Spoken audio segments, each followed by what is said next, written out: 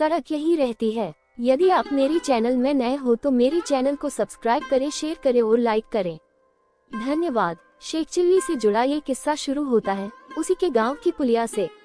एक दिन शेख चिल्ली अपने दोस्तों के साथ वहां बैठा हुआ था।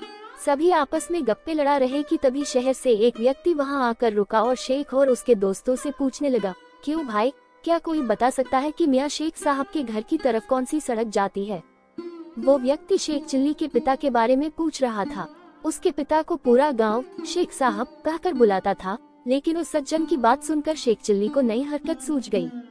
उसने कहा, क्या आप ये जानना चाहते हैं कि शेख साहब के घर और कौन सी सड़क जाती है? हाँ, यही पूछना चाहता हूँ, उन व्यक्ति ने जवाब दिया। इतना सुनते ही शेख चिल्ली बोल पड़ा, इनमें से कोई भी सड़क नहीं जाती।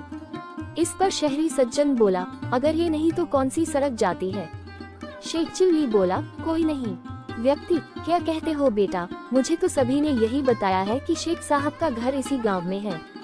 शेख चिल्ली, आप बिल्कुल सही कह रहे हैं, शेख साहब इसी गांव में रहते हैं। व्यक्ति, तभी तो मैं पूछ रहा हूँ कि कौन सा रास्ता उनके घर तक जाता है।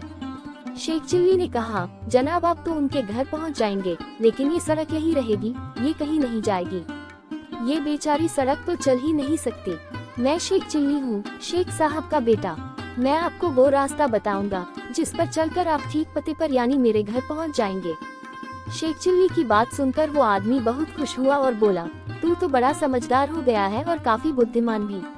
चल बेटा, मुझे अपने घर ले चल। तेरे अब्बा मेरे बचपन के दोस्त हैं। मैं तेरे लिए अपनी बेटी का रिश्ता लेकर आया हूँ। मेरी बेटी भी तेरी तरह बहुत समझदार है। तुम दोनों की जोड़ी बहुत अच्छी लगेगी।